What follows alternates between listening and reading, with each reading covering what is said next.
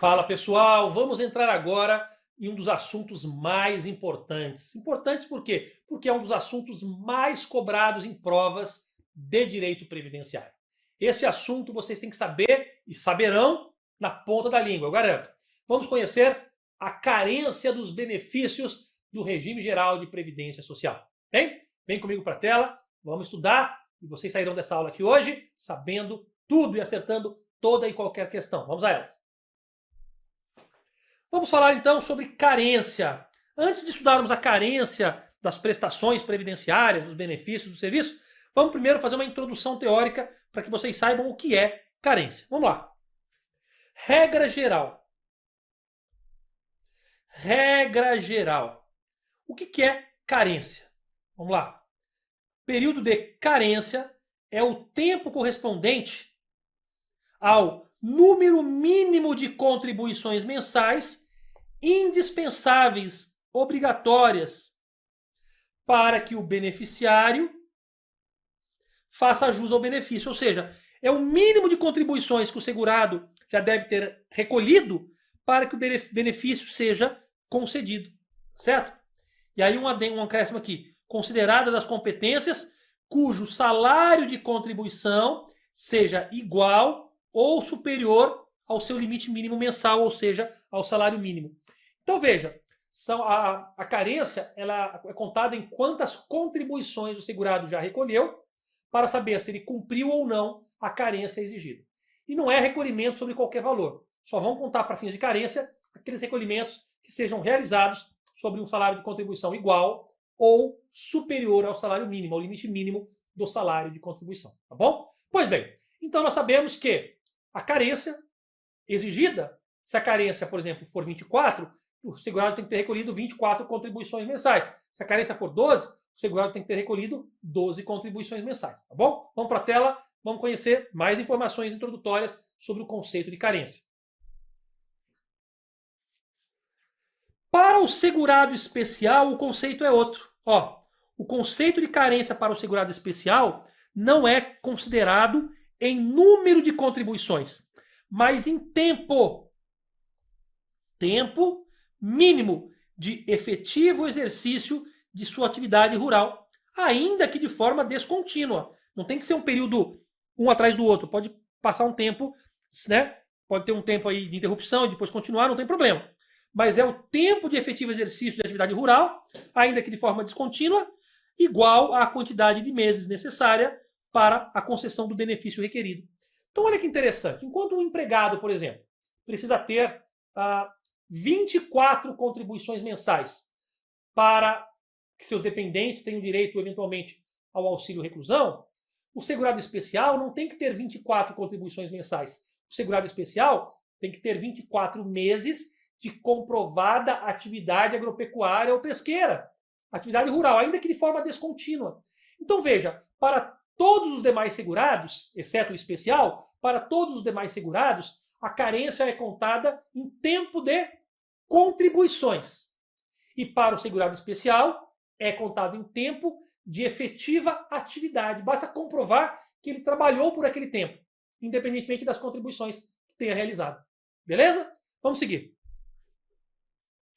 Não será computado, para fins de carência, o tempo de atividade do trabalhador rural anterior a novembro de 91, tá? Então, isso é ponto pacífico, que para o trabalhador rural não será considerado, para fins de carência, competências anteriores a novembro de 1991. Vamos seguir? Vem comigo. Para efeito de carência, ainda na parte introdutória, daqui a pouco a gente entra na carência de cada benefício. Considera-se presumido o recolhimento do empregado, do trabalhador avulso e, em relação ao contribuinte individual, é presumido também a partir de abril de 2003. Aquelas que foram descontadas pela empresa dele. Então, olha só. Olha que interessante. O empregado, vamos supor que quem recolhe a contribuição do empregado não é o próprio empregado, é a empresa que retém e recolhe. Quem recolhe a contribuição aqui do trabalhador avulso Não é o próprio trabalhador avulso, né? É o órgão gestor de mão de obra, se for na zona portuária, ou o sindicato da categoria, se for fora da zona portuária, que retém e recolhe. E no caso do contribuinte individual, a partir de abril de 2023, quando trabalha para a empresa, quem retém e recolhe a contribuição deste contribuinte individual é a empresa. Mas vamos imaginar um empregado, por exemplo. Vamos imaginar que o empregado trabalhou ali 30 meses, a empresa fez a retenção das 30 contribuições dele, mas não recolheu. Será que esse empregado, como a empresa reteve e não recolheu, será que ele não tem nenhum recolhimento para fins de carência? Tem. Para o empregado, para o avulso e para o contribuinte individual que presta serviço à empresa a partir de abril de 2003, mesmo que o recolhimento não tenha sido feito, presume-se recolhido a partir do momento que eles sofreram a retenção. Se eles sofreram a retenção, o recolhimento está feito. Agora, se quem reteve não repassou para o fisco, aí cometeu o crime de apropriação indébita, mas isso não tira o direito ao empregado, ao avulso, ao contribuinte individual, nesse caso, de ter direito ao benefício. Perfeito? Então, a carência ela é contada em número de recolhimentos. Vamos supor uma carência de 12 contribuições. Se o empregado sofreu 12 retenções, mas a empresa não repassou essas contribuições para o fisco, não importa. Presume-se realizada as contribuições, os recolhimentos. Perfeito? Para fins de carência, considera-se presumido o recolhimento das contribuições, ainda que não tenham sido feitas por quem tinha o dever de fazê-lo. Vamos seguir. No caso de segurado empregado doméstico, como é que funciona no caso do empregado doméstico? No caso do empregado doméstico, considera-se também presumido o recolhimento das contribuições deles descontadas pelo empregador doméstico. Mas aí, só a partir de junho de 2015, tá bom? Então, olha só, o empregado doméstico é a mesma coisa. Porque a partir de junho de 2015, o empregador doméstico faz a retenção e o recolhimento da contribuição do empregado doméstico. Se o empregador fez a retenção, mas não recolheu, isso não tira do empregado doméstico o direito aos benefícios por não ter cumprido carência. Não! Se ele sofreu a retenção, é como se ele tivesse recolhido. O recolhimento é presumido. Tá bom? Então, vimos o empregado, o trabalhador avulso, o contribuinte individual a partir de abril de 2003 e o empregado doméstico também tem o seu recolhimento presumido, ainda que ele não tenha sido feito por quem tinha o dever de fazê-lo, que é seu empregador, mas também será presumido a partir de junho de 2015. Então, para resumir, atualmente, né, empregado doméstico, trabalhador avulso e contribuinte individual que presta serviço para a empresa, atualmente, os seus recolhimentos são presumidos. Por quê? Porque eles sofreram a retenção, ainda que não sejam efetivados tais recolhimentos por aqueles que recolheram, aí retiveram e não repassaram. Seguindo, ainda, pessoal, para o empregado doméstico, filiado ao regime geral de previdência social como empregado doméstico até 31 de maio de 2015, perfeito? Ou seja, antes de junho de 2015, o período de carência não era presumido, mas será contado a partir da data do efetivo recolhimento da primeira contribuição sem atraso. Então, olha que interessante. Empregado doméstico, a partir de junho de 2015, o seu recolhimento é presumido. Em períodos anteriores a junho de 2015, a carência só era computada a partir do primeiro recolhimento sem atraso. Perfeito? Combinado? Vamos seguir.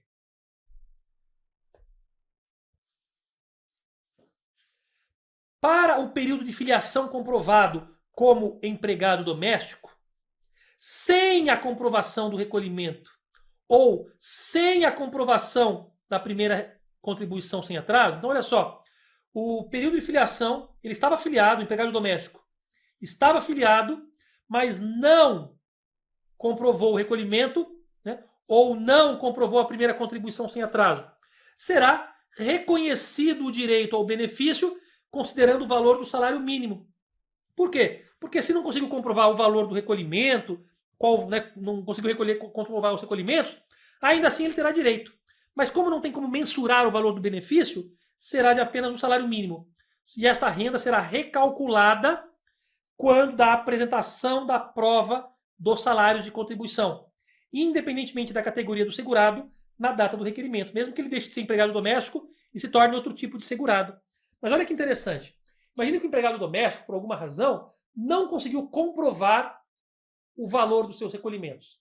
Não conseguiu. Ele está lá afiliado, comprova a sua filiação no período, mas não consegue comprovar os seus recolhimentos. E aí, como é que faz? Neste caso, o benefício será concedido, como não sabe o valor para calcular, vai ser um salário mínimo. Se no futuro ele conseguir apresentar a documentação e comprovar, opa, aí sim, neste caso, o benefício será recalculado com base nos valores corretos que deveriam ter sido pagos. Perfeito? E passarão a ser pagos, claro, no valor correto também. Vamos seguir. Parte introdutória, hein? Finalizando a parte introdutória e já vamos entrar no estudo da carência propriamente dito. Para fins de carência, as contribuições anteriores à reforma da Previdência, que é a emenda constitucional 103 de 2019, tá certo? Ou seja, as contribuições anteriores à publicação da reforma da Previdência serão consideradas em conformidade com a legislação vigente à época, tá bom? Então, para fins de carência, olha só, regras de carência para períodos anteriores à reforma da Previdência seguem as regras anteriores à reforma da Previdência. Períodos de carência posteriores à reforma da Previdência seguem as regras posteriores à reforma da Previdência. Por exemplo, após a reforma da Previdência, só é considerado para fins de carência recolhimentos que tenham como base de cálculo um salário de contribuição em valores iguais ou superiores ao limite mínimo do salário mensal, aí, o salário mínimo, que é o limite mínimo do salário de contribuição, que é o salário mínimo. Então veja, após a reforma da Previdência, só é contado para fins de carência recolhimentos que sejam sobre o valor do salário mínimo para cima. Antes da reforma da Previdência, não. Por quê? Porque está escrito aqui, artigo 26, parágrafo 6º do regulamento da Previdência diz, ora, a regra antes da reforma da Previdência era a regra da época. Após a reforma da Previdência é que se passou a usar a regra atual. Tranquilo?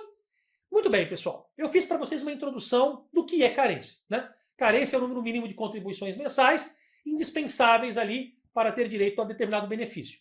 Para o segurado especial, é o tempo de comprovada atividade agropecuária ou pesqueira, perfeito? Ainda que de forma descontínua, mas essa é a carência do especial e para os demais segurados é em tempo de contribuição.